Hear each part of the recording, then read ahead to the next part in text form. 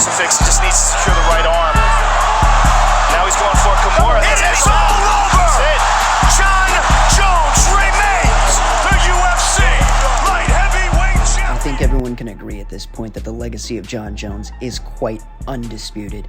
There will be nobody in future or present time to touch those accolades. Not now, and likely not ever. Choke him out and He's finish the standing fight guillotine. here. Lyoto's in trouble. Trying to finish this fight. It is all over. It is all over. Wow. So what is that like being Jon? Like, what is that like thinking there isn't another man on the planet that could do anything to you in hand-to-hand combat? Pretty awesome. And after the events of UFC 309, I think there's a lot to look at as far as Jones' career and his legacy. Oh, we heard him back. He heard him back. That's it. That's it. How good is Johnny Bones? How good? Well, that's just what I want to talk about, Jon Anik. Looking back on all my statements on this fight, with all due respect to Stipe, I was completely right. Right here, he looks stiff. He looks horrible in the hips. His turnovers are not great. Like right here, look at the way that he chases Jon compared to Dos Santos. This is a few years ago. You see the side steps? You see how prominent they are in this fight? It was nowhere to be seen in the Jon fight. Nowhere to be seen. As far as this fight goes, I think the only thing that was shown in this fight is that Jon's not the same fighter at heavyweight. That's for sure. And this fight should not have been rebooked. You had a clear number one contender, and you should have fought that guy. I do not understand the arguments of, well, he's done this, that, and the other. He should be able to pick whoever he wants. That is absolutely garbage. If you are the champion, if you're gonna hold the belt, you need to fight the number one contender. That's how it should always be. End of. Doesn't matter if someone before them has accolades that are crazy. Doesn't matter if something else you think personally will add to your legacy more, when in reality the fans are the ones that make your legacy. It's simply just not true. That, and where was the wrestling? It was nowhere to be seen. I remember hearing all night, all throughout the fight press conferences, all throughout the promotions, there was this notion of, he's a big wrestler up there. He's a D1 wrestler. He is not going to be easy to control on the ground. He's a real challenge on the ground. And then you see this happen to Stipe, where he is able to do nothing down here. He's a fish out of water, and Jon is able to just decide whatever he wants to do with him. It's a sad reality because Stipe, I truly believe, is a dog. He's a great fighter, and honestly, still the greatest heavyweight of all time in my opinion. I don't think this fight took anything away from that. I do, however, think that Jon, it took a lot away from his legacy.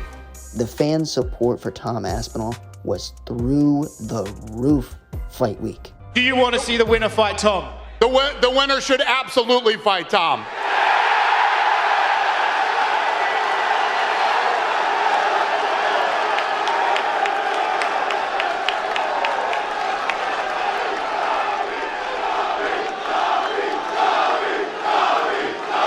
Who's got the next question? Knock it off. To be honest with you, my whole thought process during this fight was looking at the combinations, looking at the moments, and thinking, what would Tom Aspinall do in this situation? How would Tom Aspinall deal with that? How would Tom Aspinall deal with that? And the entire time, I thought that Tom Aspinall would easily beat Jones. And I feel like Jones either knows that, or he's afraid of the fact that he can't study Tom Aspinall. One of Jon Jones' biggest advantages that he has over everybody, and he says this on multiple interviews for multiple years, is that he's a tape studier, as am I. A massive tape studier. I watch the opponents, my coaches watch the opponents, pick up on the tendencies, pick up on what they like, what they don't like, what they're good at, when they're tired, what tires them out, how they're getting up off the bottom, how's the defense when you throw this shot, how do they react when you do this, etc. He loves to study opponents like this. He has no chance of doing that with me. because my average fight time is the shortest in UFC history at 2 minutes 2 seconds, over 10 fights, and that's something that keeps him up at night, that will keep him up at night for sure. I am a massive question mark for him, and I know a lot of his game. He's got a lot of octagon time over a lot of years. I've got next to nothing, next to no footage on me is out there of me doing anything apart from bouncing people's heads off the canvas. I think that that's likely the reason why. Tom's a very smart guy. He's got a very short time, and that's one of the only reasons that I've heard so far is that genuinely makes sense as to why John's being so dismissive and so distasteful about this fight. There's nothing else that really makes sense. All of the nonsense that he's dropped about his accolades and how he's done this, that, and the other, it doesn't add up. It doesn't add up. You are supposed to keep doing that if you are the champion. If you're the champion, you take out the number one guy always. Whoever is number one for that title, you defend your title against them always. I think the Stipe fight and any other fight that he tries to propose instead of the Tom Aspinall fight, simple as, it does nothing for his legacy. The Jamal Hill, the Derek Lewis, the Alex Pereira matchups, they are all going to do nothing for his legacy. The only thing that they do for his legacy is put a bigger microscope and a bigger lens on what has gone wrong in his career.